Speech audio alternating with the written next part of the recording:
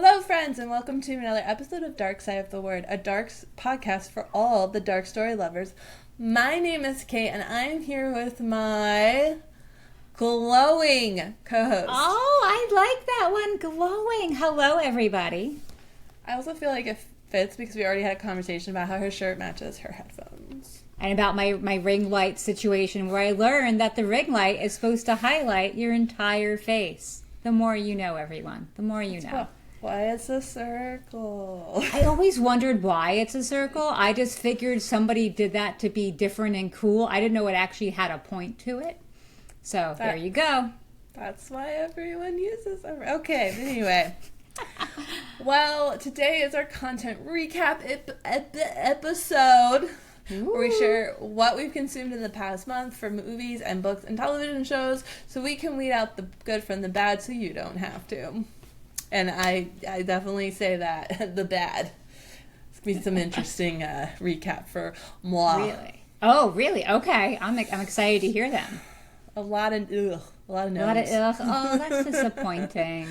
Yeah, I'm a little annoyed. I had a whole content day last weekend where I just got to watch, I finished Bridgerton and I got to watch a movie and all of it sucked. All of it just utterly sucked. I, too, want to talk about Bridgerton. That is on my list as well. Oh, cool. I didn't put it on mine, so cool. All right, then. It's hard to talk about this season of Bridgerton without spoiling it. Because there's just so many issues. I guess so. The main thing for me, though, is just obviously the main plot line, which everybody knows. So I feel like what I want to talk about isn't a big spoiler. So okay. Or any spoiler. Well, offline it, but I have an issue with the other brother. That had the other brother. A tryst. Oh, yeah. That was interesting. That was interesting. But anyway, okay. All right. So we have given you a little taste of this episode, so maybe we hooked you in to keep listening to us.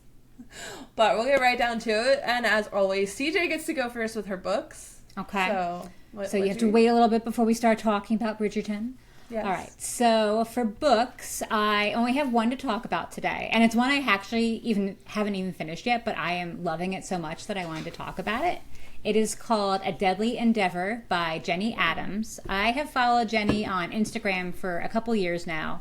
And I think actually, Kait, I started following her and she started following me because of the same Instagram writing challenge where you and I actually met. So that's kind of cool. And we're not besties or anything. We're Instagram friendly, as I like to say. And I watched her querying and writing journey for a while, and I was so happy a few years ago when she announced that she finally got repped by an agent and that she got her first book deal. So A Deadly Endeavor is the first book in the Deadly 20s mystery series. And it is not a cozy mystery series, which is good because I'm not a huge cozy mystery fan. This is a dark and grisly mystery series. One of the main characters is a city coroner, and it's fantastic. So it takes place in 1925 Philadelphia, and there's a socialite teaming up with the coroner to find out who has been leaving mutilated corpses of young women all over town.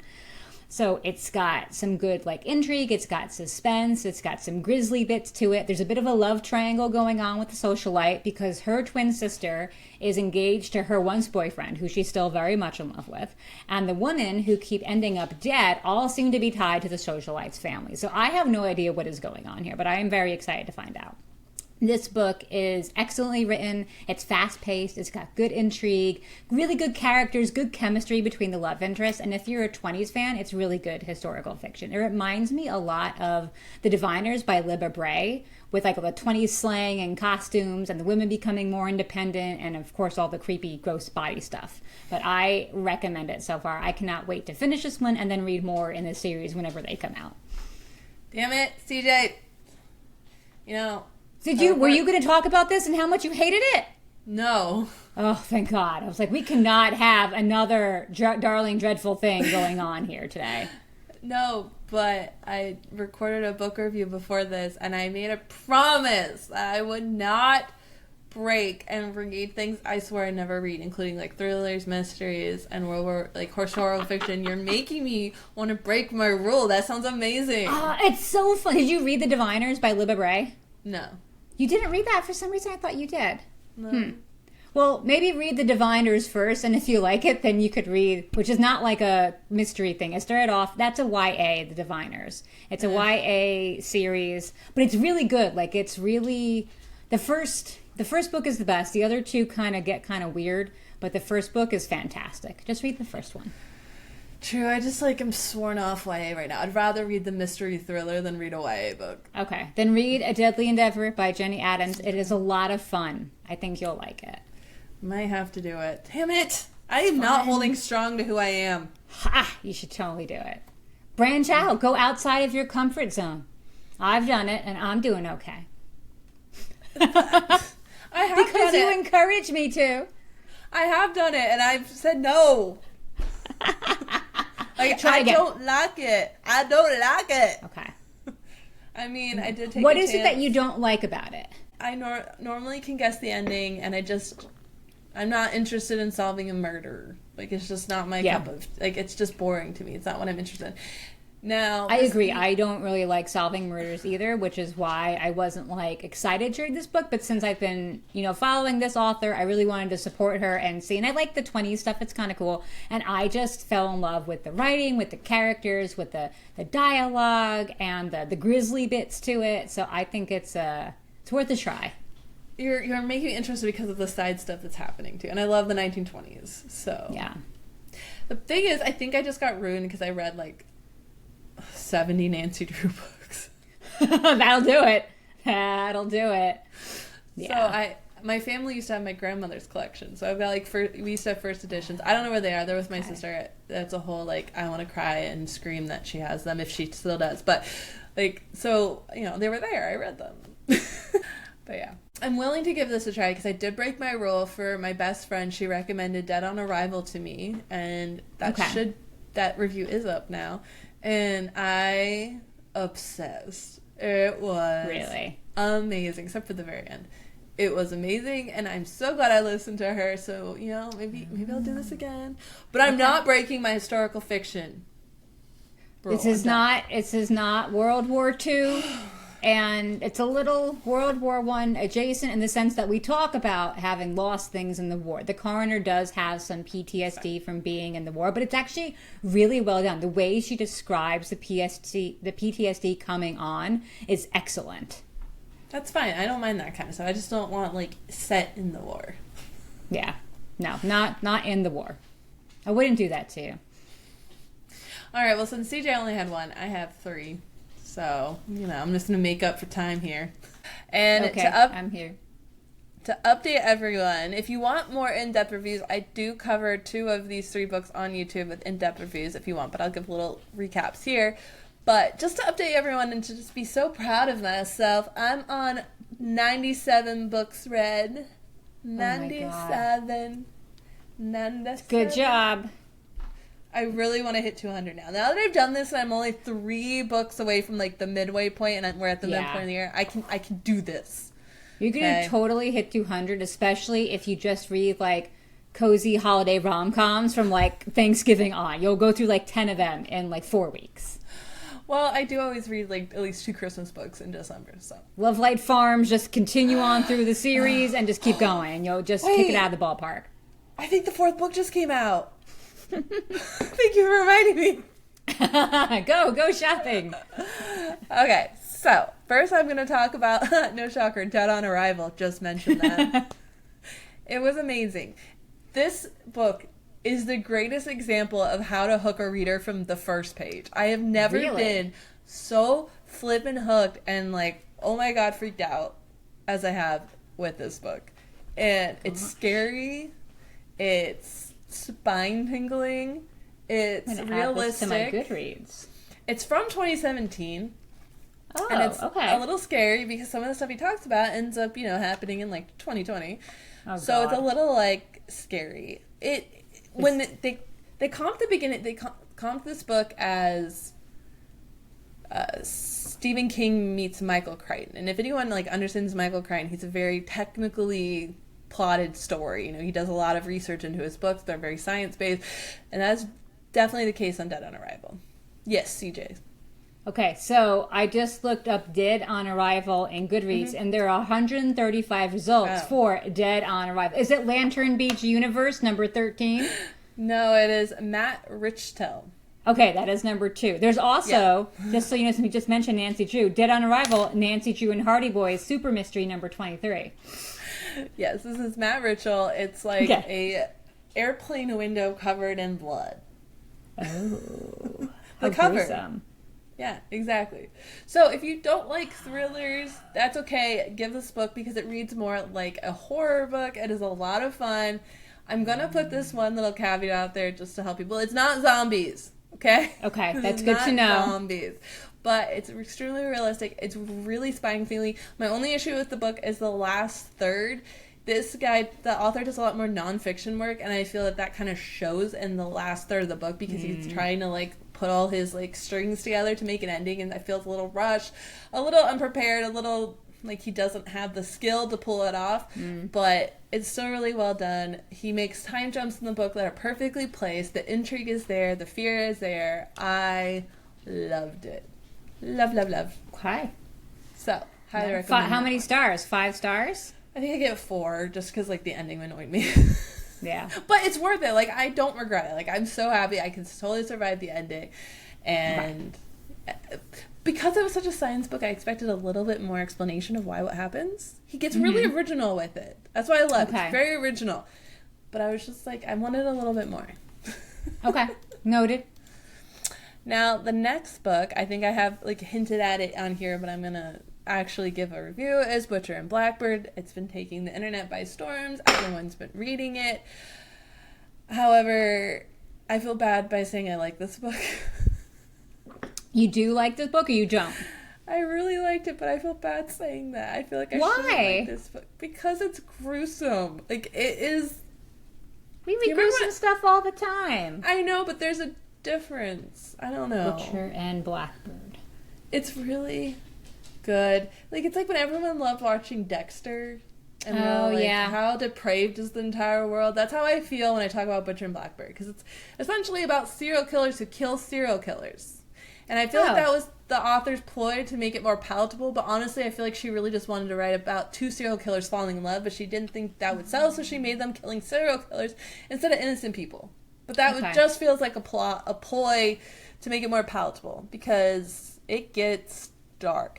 This is the first time where I highly approved a trigger warning list before reading the book, because I needed to be prepared for what I read. And her trigger warning list is spot on, if not a little too lacking. So what are some trigger warnings so I can decide if I should read this or not? Accidental cannibalism, real cannibalism, ocular trauma. Oh, ocular trauma. I'm out.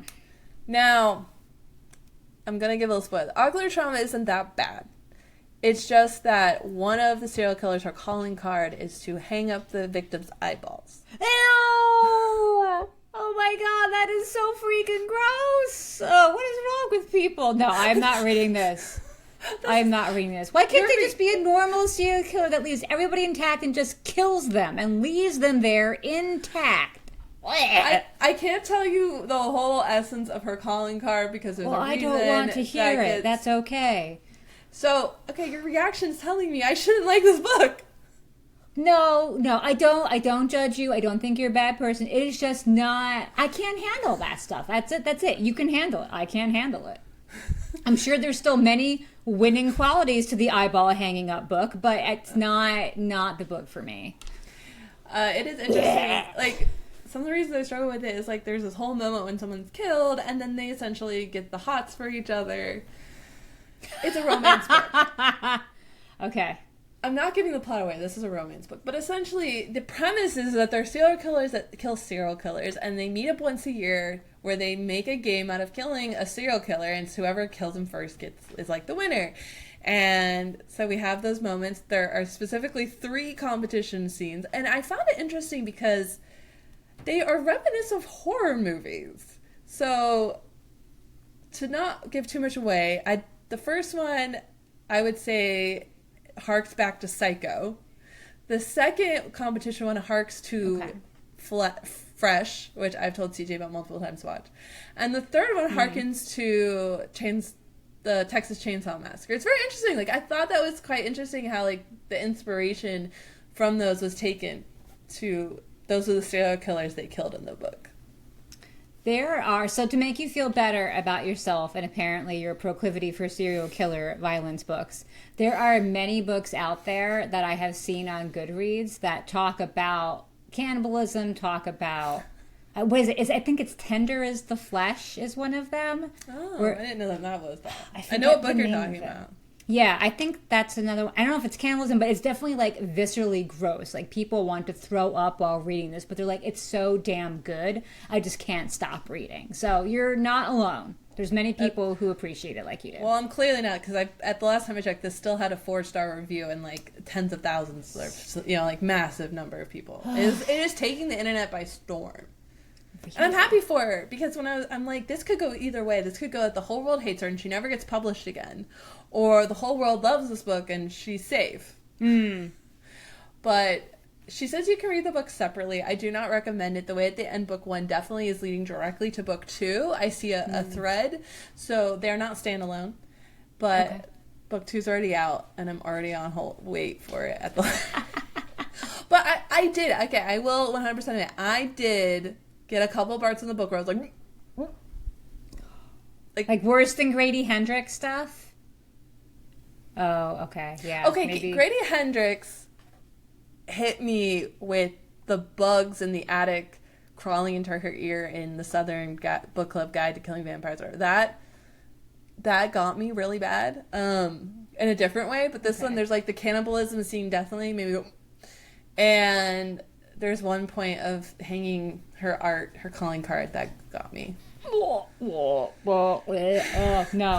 I'm uncomfortable. I want to get up and run away. No, okay. I was going to suggest maybe we could try one of the books for the podcast book club, but I don't think, because it sounds dark, and we're all about dark. Oh my God. That is too dark. That is too dark for CJ. Yeah, clearly, we see the line for CJ. But I am a little sad. This would have been a really good book. It would have been. Yeah. I could try and get past it. You would have to read it first and then tell me where the ocular trauma comes, and I can skip over. I already read it. Well, maybe another book in They're the a series. No, maybe the next one in the series. You'd have to read the first one. I don't think I can do that. Yeah, no. It happens every time they kill someone. So, because she has to, you know. Oh, no, I'm out. I'm out. All right. It was a nice thought. I'm glad you enjoyed it. All right, and the last book I want to talk about is Kingdom of Flesh and Fire. I do not know if I mentioned the first book on here, which is From Blood and Ash, but my God, I'm lost. I'm dead. I'm fully a convert of a Jennifer L. Armentrout. Weird last name. Oh my God, I don't know what to do. I can't. This book. You have no words. This book, like, okay, so the first book was really hard to get through. It's a lot. It's a slog. There's a lot you have to get through. At times I was bored. But then the very end of the book just destroyed me. And then I was like, all right, because of the way it ended, I'm going to read book 2. And holy shit, book 2 just... I'm really pissed off I haven't read book 3 yet. But it is 5 stars isn't enough. Really? Is it fantasy? Yes, it's fantasy romance. This was definitely romantasy. I would call it 100% a romantasy. Okay. It is just so good. The world building is really interesting. The romance is so good. The characters are strong, independent. Everything I want in a female lead. I just... I'm dead. In love. I'm in love. Oh my God. I'm a sucker for fucking... fantasy romance books. Like fantasy books with romance in them. Yeah, I know, but I don't like it because it's not... You're a romantasy person. But there's a difference. It's not like I want a romance book with fantasy elements. Because I read that. I just read one. It was fine. I like fantasy books. Hardcore fantasy books with romance in them. So fomance. Yes. Fantamancy. Because to me, romantasy implies a romance book with fantastical elements.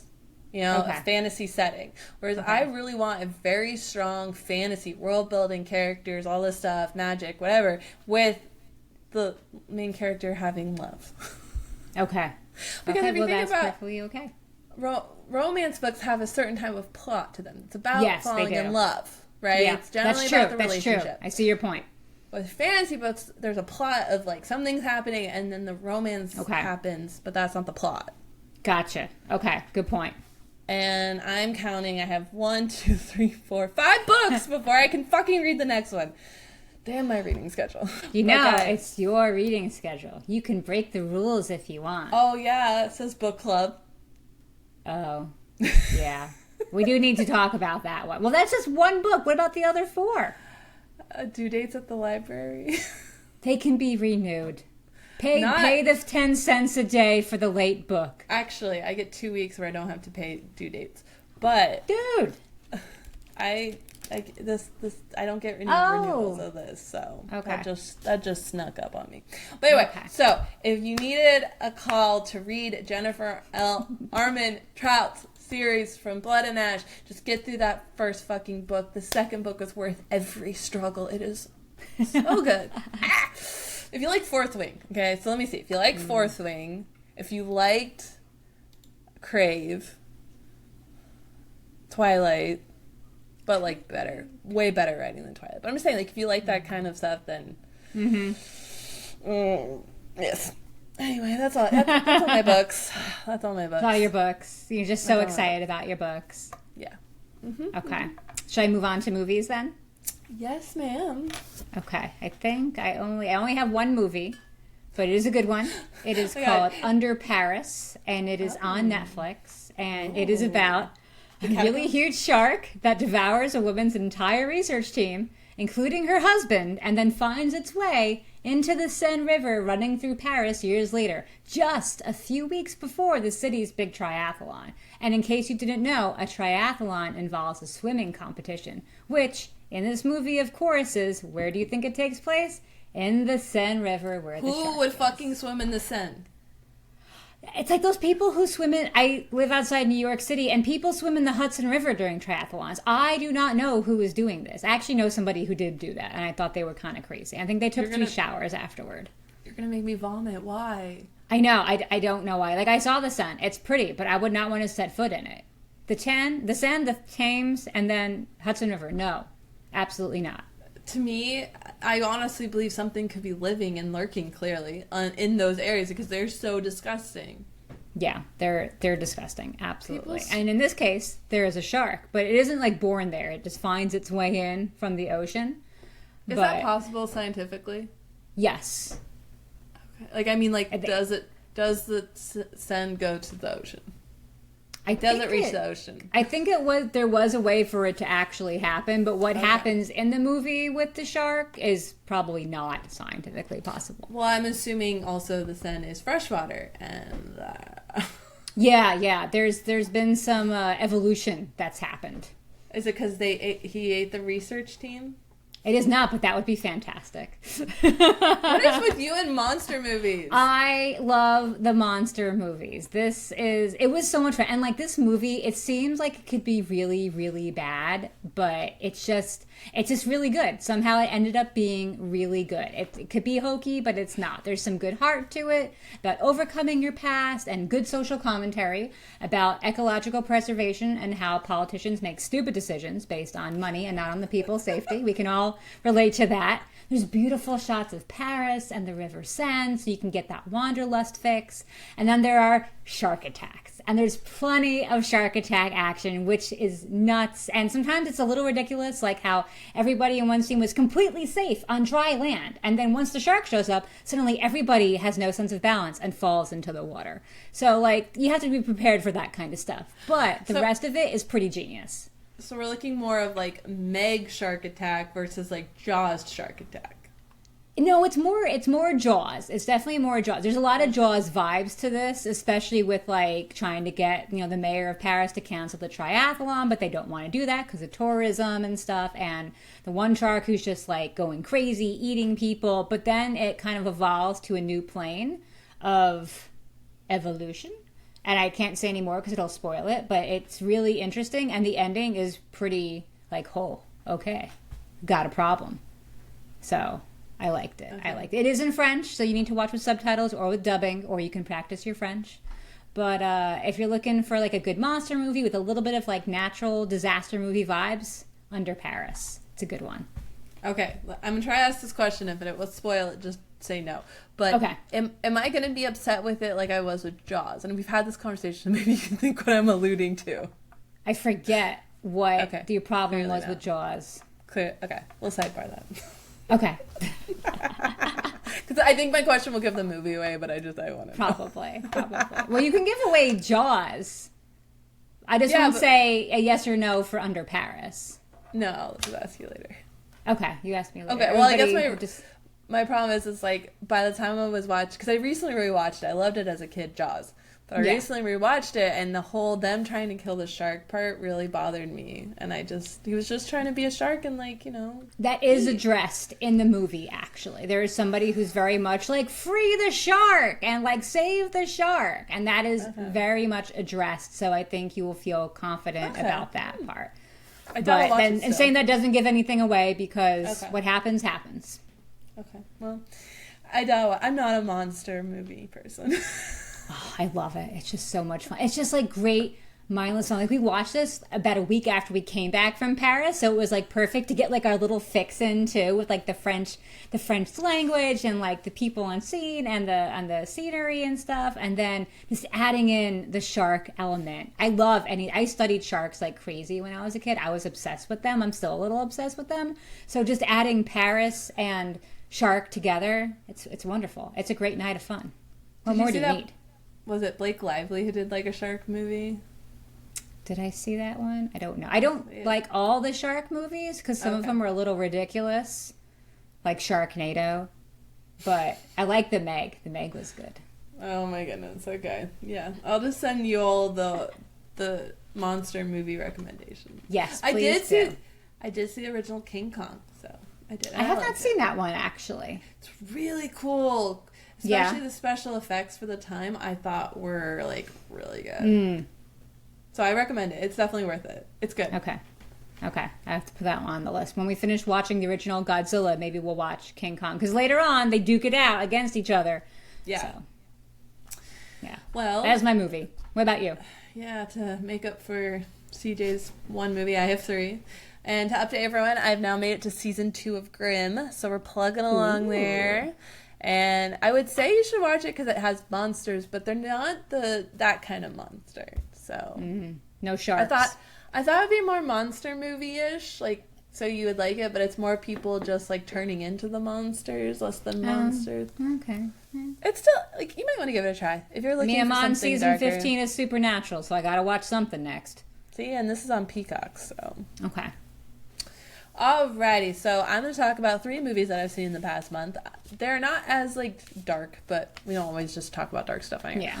But I finally watched Fargo, the movie. Not the show, the movie. Oh, wow. What'd you think?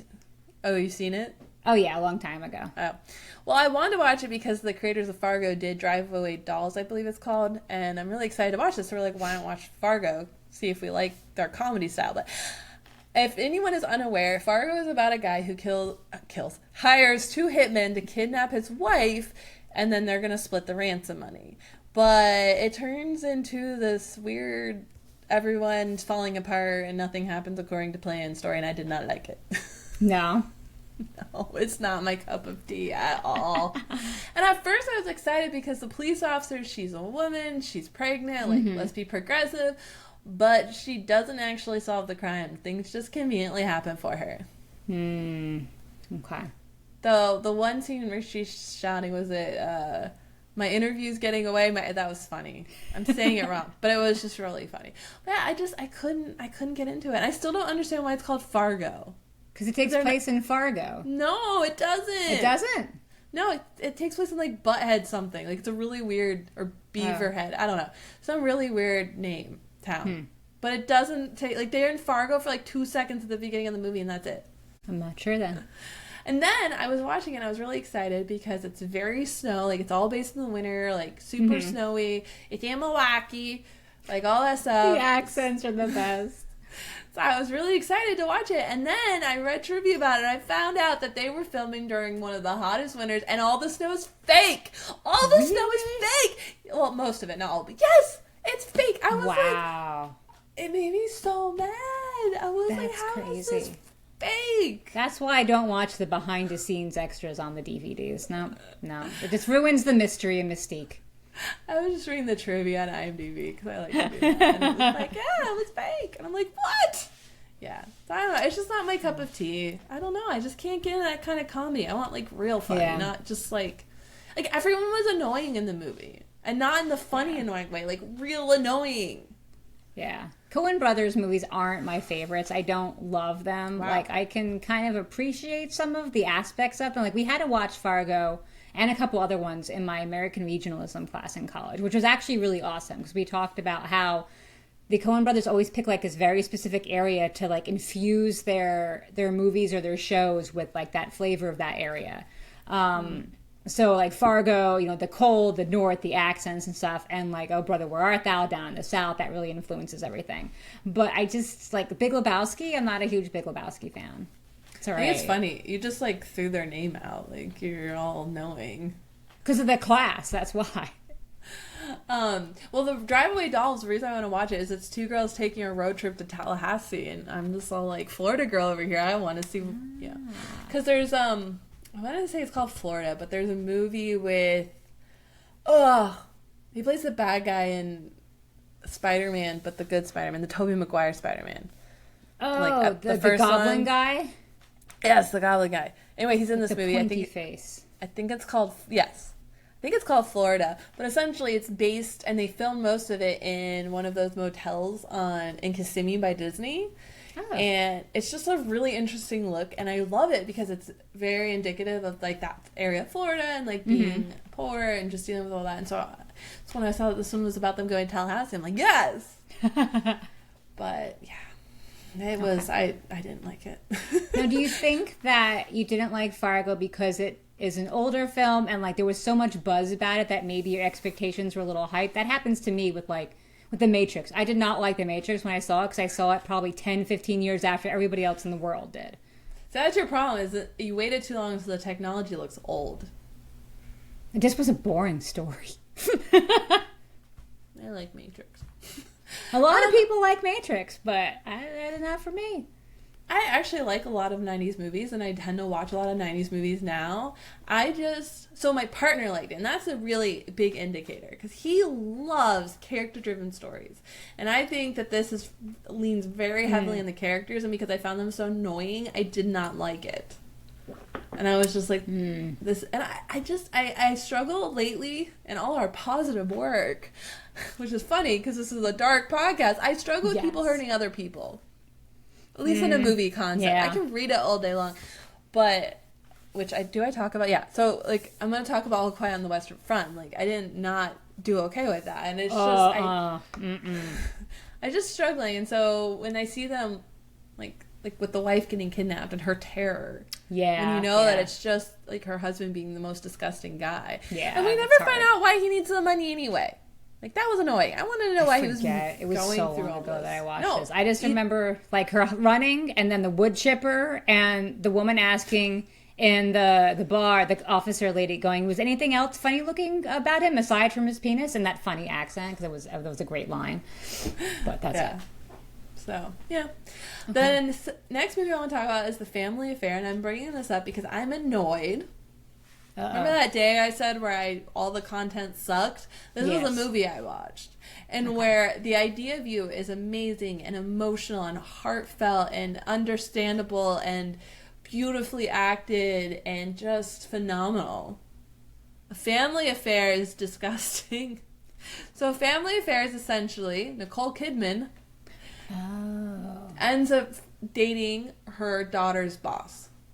Is that the, what's his face? The younger guy? Zac Efron. Yes, that's a weird pairing. It comes across on the screen extremely weird. Like, they have no chemistry. None. I'm not surprised. And they play it off because she's supposed to be 16 years older than him in the film. So we do have a little bit of that age difference as in, like, the idea of you. But because I didn't really feel the connection on screen, the whole relationship was stupid. And then the daughter, which I understand her being annoyed and frustrated, came across as the whiniest bitch ever. Like, unachieving, horrible person.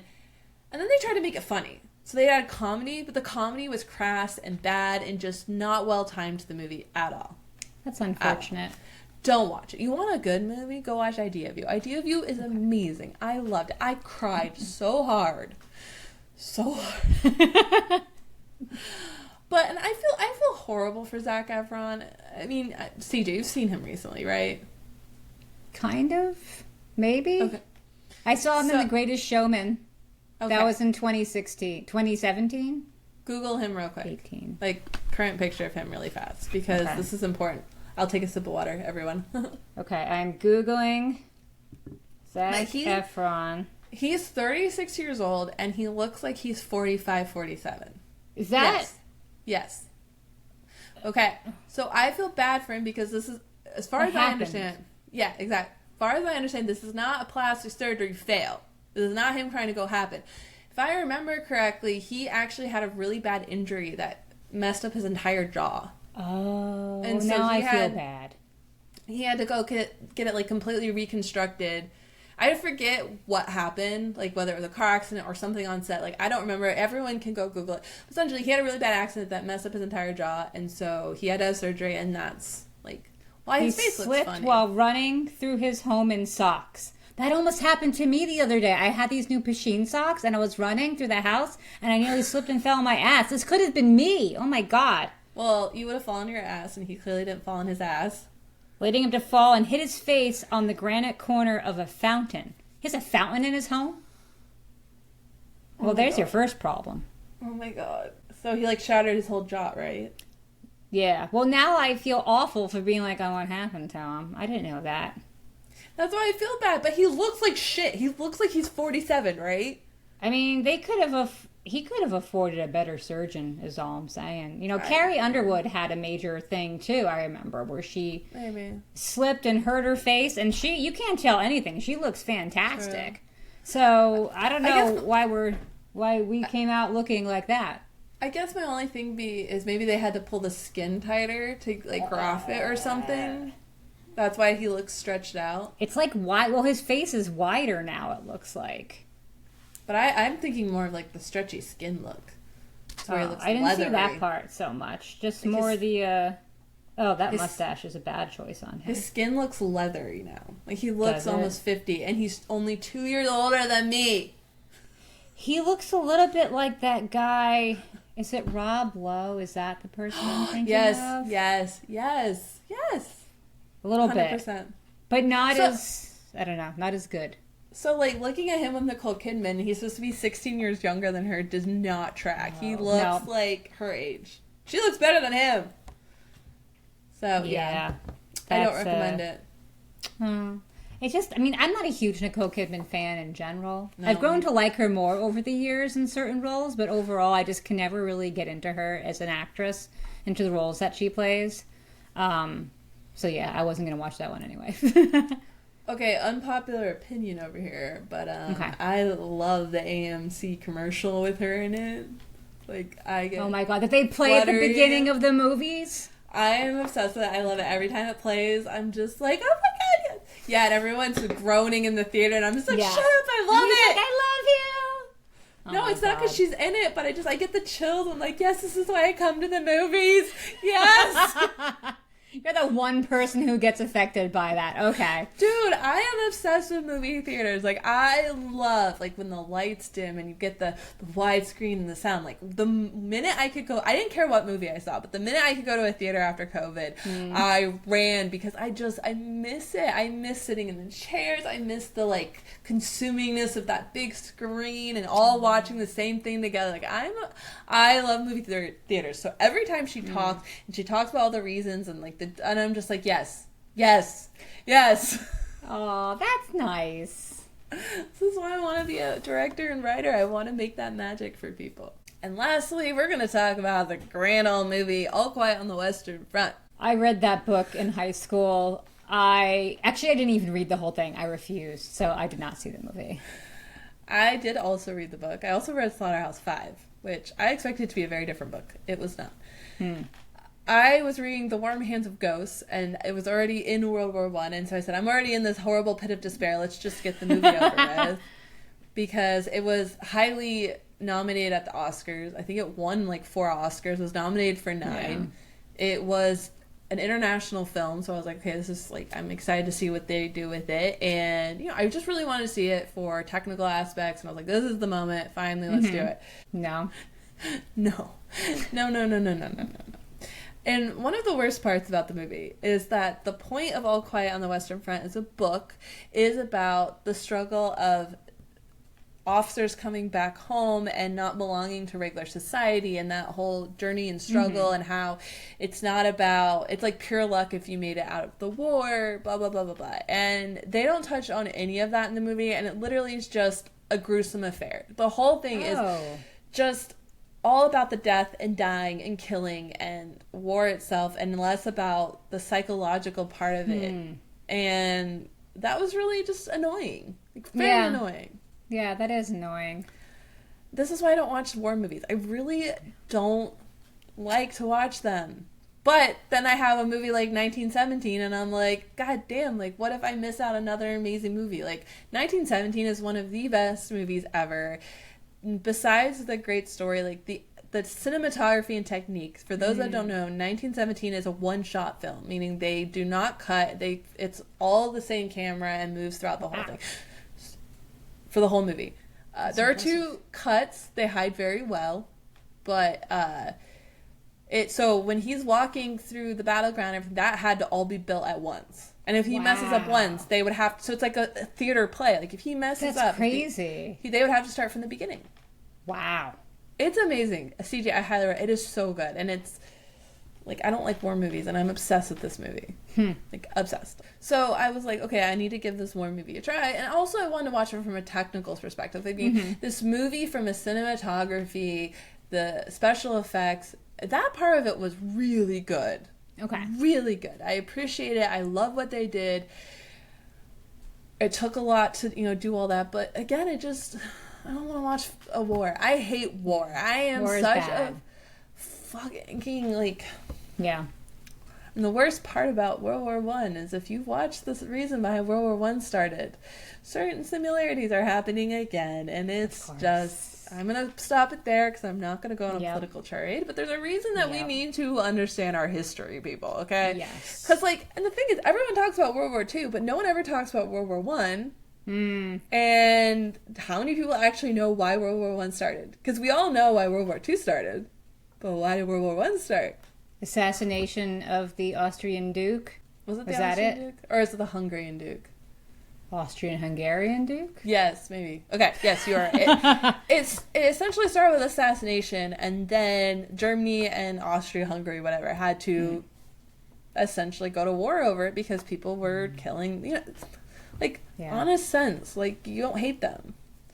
But anyway, we'll start with that because I have so many thoughts about that kind of stuff that is unpopular, but I think very true. Anyway, so if you like war movies and you can stand killing, maybe watch it. If not, run far away. And I know it won, like, best sound mixing. But is it just like people screaming on a battlefield? No. Or no, it wasn't best sound mixing. It was best original score. And okay.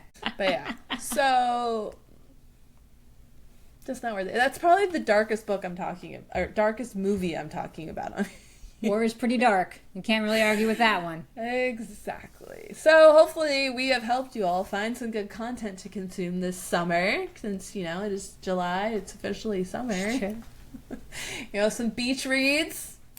If you need some more beach read recommendations, go look at my other book reviews, because Bride may be a really good beach read. Oh, yeah? Or Butcher and Blackbird. I don't know about that one so much. Don't read it around food.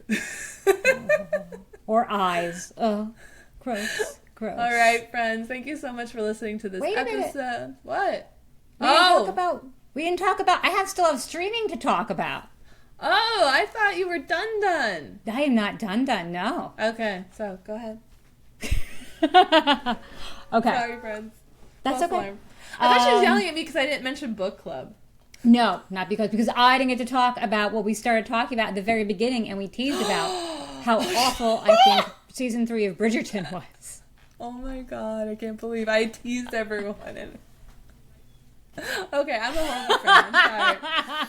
Are you just ready to walk away and leave them hanging and be like, yeah, suckers, watch it next time? No, okay. So I was a big fan of season 1 of Bridgerton because I thought it was just so well done. It had a lot of good issues it tackled. There was the romance, but there's also a lot of other things going on. I loved it. Season 2 came along. I wasn't as into it. I didn't really feel the chemistry between Kait and Anthony. It just wasn't there for me. The dancing around each other just took a little too long.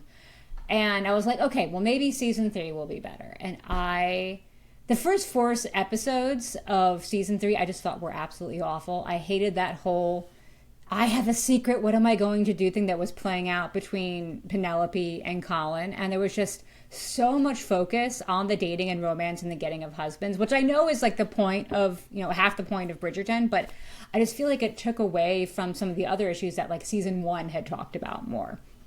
And I'm sorry, but I felt no chemistry between Penelope and Colin whatsoever. Did you feel it? Because I didn't.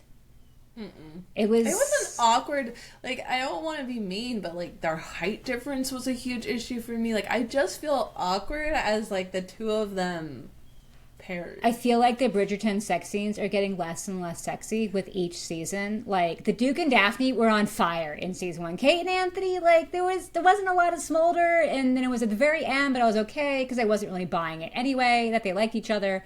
But that scene where Penelope and Colin were like having sex the first time on that weird couch in that room, just no. The awkward positioning, everything felt clinical. I was just not turned on. And it just went on way, way too long. I just kept thinking, please let Colin be a 1-minute man because I do not know how much more of this I can be taking right now. It was just, no, I wasn't feeling I couldn't it. get past also like the fact that like this was so taboo to have sex in that time frame and all this stuff. So I was struggling with the like, are we just gonna ignore her like having a possible pregnancy scare, which was something so covered in like season 1, like. Yeah, right. And they didn't even know how babies were made in season 1. I'm like, all of a sudden she's like in season 3 just knowing all this stuff already. I'm like, well, we studied something or other, haven't we? But I don't know. I was team Lord Debling. I really liked him as a suitor. I thought he was very nice. Mm-hmm. He had a nice estate. He was very courteous. They could have had a lovely marriage. They had more chemistry to me than Penelope and Colin did. I was not feeling that at all. He came across as a child, too. Yeah, like, he really did. Amon. No. And then her sister's relationship was also just awkward. Yeah, her sisters they're weird. Penelope's sisters or Colin's sister? Or sorry, Colin's sister. Like that relationship. Francesca? Yes. I love that one actually. Really? I could have done a lot more of that romance because I just loved that it was a quiet affection. And I liked that, but it was just dull. Not like quiet was a problem, but it was just flat. It fell flat for me. I liked it because I feel like that was the point, that not everything has to be this grand drama where there's high stakes. Sometimes you just meet a person and you're like, oh, here you are. Until you get to be with. The last like 5 seconds of the whole series. Why? What happened? Did I forget already? They go someplace. She meets his sister. Yeah, I didn't understand the point of that. All right, I'll offline it. I don't want to give it away. Okay. Yeah, I didn't understand. Completely went over my head. Okay, I'll tell you offline. Okay, you have to tell me later. But anyway, I'll still watch Bridgerton in the future, but I'm just hoping for more excitement, better chemistry. I know they have to pick these actors like before they even have their storylines together, but I feel like better casting could have been done. I like Penelope. I don't like Colin. Remember when I said I had a horrible content day? It was Bridgerton and A Family Affair. That is rough. Did you watch the Queen one? The Queen Charlotte one? Was it Queen Charlotte? Yeah, about the Queen and her relationship. Yeah. That was okay. I didn't hate it as much as I hated this one. I didn't like the mental health aspect of it because I feel like they didn't make it clear or like put the right time and effort into describing and understanding it as much. I felt like the Charlotte we met when she was very young wouldn't have turned into the callous individual that we see her at now. You know, where she's like, tears, prayers, whatever, you know, and just kind of dismissing everybody's grief. I am curious to see how the whistle down aspect continues because now that it's out there, it's just like, I don't know. What is the point of Bridgerton then? Yeah, I was thinking that too, and that whole plot line of Lady Whistledown.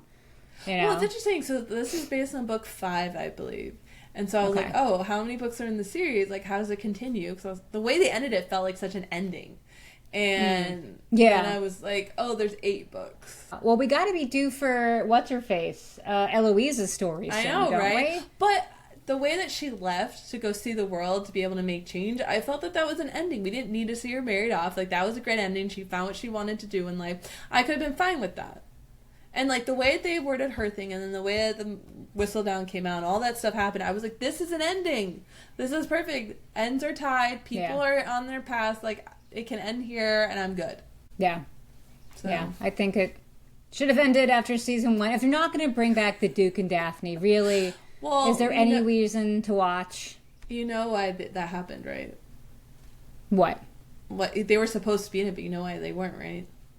No, I don't. What happened? He refused to be on Bridgerton anymore, the actor. Well, why? What else is he doing? He did a movie, some commercials, I don't know, but he was like, I'm not gonna come back, and that's why they got written out, and she's not in it anymore. Really? I did not know that. Wow, way to bite the hand that feeds you, buddy. Right. Man. Okay. All right then. Well. That's why she was alone in season 2. I also liked Lady Bridgerton, older mom Bridgerton. Oh yeah.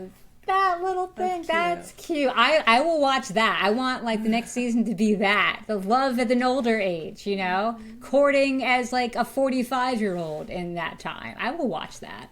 That was cute. I love it. It was fun how there were like little romances all everywhere instead of just the one, which makes you wonder if they felt that they could lean on the Colin Penelope romance because they couldn't, so they had to put all these little side ones. Yeah, it wasn't believable. I just didn't believe it at all. She kept like going on about how much she cares for him and how amazing he is, and I'm like, what are you smoking? Because he's just he's just so dull. He's so dull. Ugh, no. Okay, that's my Bridgerton rant. Do like I did. Go back, watch season 1 again, which is what I do after every disappointing new season of Bridgerton. I just go back and watch one and go, the good old days. All right. Don't forget We're book done club. now, officially. Don't forget book club this month. It is How to Make a Horror Movie and Survive by Craig Dillio. If you haven't gotten your book yet, make sure to use our bookshop link below to help us keep the lights on here. I'm sorry. What is his name? Dillio? Dillio? Like what the Dealio? Delouis? I don't know. I don't know if it's Delouis, but I don't think it's Dealio. I love it. I love that one. I hate this. I picked the wrong profession. All right. We're going to have you write it out phonetically. There's too many vowels. There are a lot of vowels. It is a difficult 5 name. vowels. Yeah. Yeah, I agree. All right. Well, before this continues, thank you so much for listening to The Dark Side of the Word, a podcast for all the dark story lovers. If you like this video, please subscribe and give this video a thumbs up. Otherwise, we're a podcast on Spotify, Apple Podcasts, and iHeart. Thank you so much, friends. Bye. Bye.